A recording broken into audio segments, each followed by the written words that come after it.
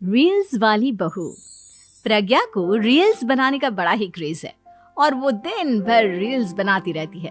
खाते पीते घूमते फिरते घर में कॉलेज में रील्स बनाने के कारण प्रज्ञा पूरे कॉलेज में हाईलाइटेड है।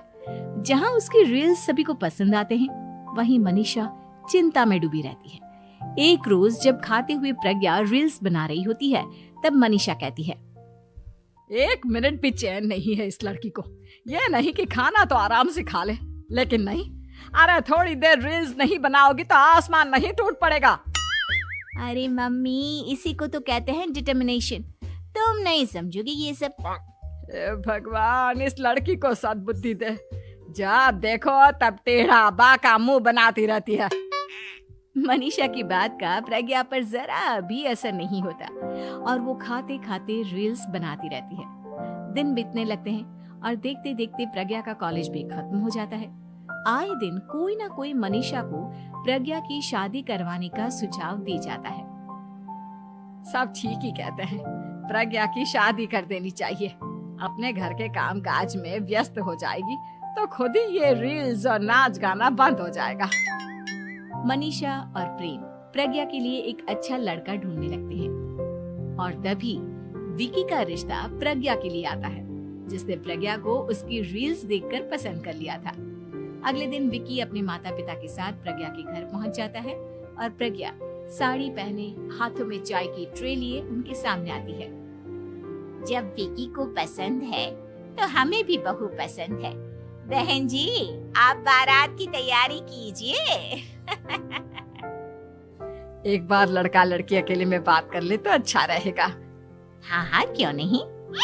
मनीषा विकी को प्रज्ञा के कमरे में भेजती है, जहां प्रज्ञा पहले से ही रील्स बना रही होती है। तभी विकी कहता है, आ गए आपके साजन जी।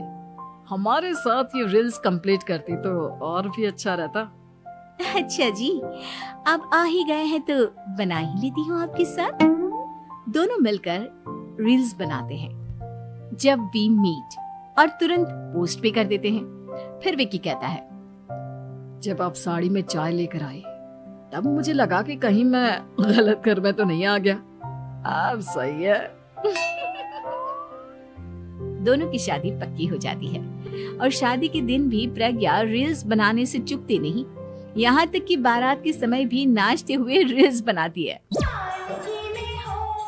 सभी लोग प्रज्ञा की तारीफ के पुल बांध देते हैं और प्रज्ञा नाचती गाती अपने ससुराल चली जाती है। सब कुछ अच्छा चल रहा होता है। प्रज्ञा यहाँ भी दिन भर हर चीज की रील्स बनाती रहती है। लेकिन कुछ दिनों के बाद जब सुनीता कहती है, बहू, ये रील्स के साथ साथ कुछ काम भी कर लिया करो। वैसे तुझे और क्या क्या बनाना आता है? मम्मी जी, वैसे तो सब कहते हैं कि मैं सब कुछ अच्छा बनाती हूँ, लेकिन मुझे लगता है कि मैं मैगी अच्छा बना लेती हूँ। हाँ, कॉफी भी अच्छा बना लेती हूँ और मुंह तो सबसे अच्छा बना लेती हूँ। हैं? अच्छा अच्छा। सुनीता अपना माथा पकड़ लेती है और कहती है, बहू, कुछ खाना बनाना भी सीख लेती। मम्मी जी, मैं लंबी प्लानिंग कर रही हूँ। जल्दी ही मैं इतनी फेमस हो जाऊंगी कि मुझे पैसे मिलने लगेंगे। हम दोनों सास बहू राज करेंगे, राज।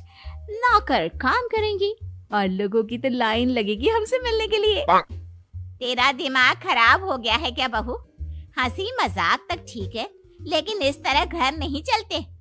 जितना जल्दी हो इस घर के तौर तरीकों को सीख लो। प्रज्ञा मुंह घुमाकर चली जाती है और तुरंत उसी वक्त एक रील बनाती है। ये देख सुनीता का गुस्सा 7वें आसमान पर चला जाता है और विकी के घर आती ही सुनीता उसे सब कुछ बताती है।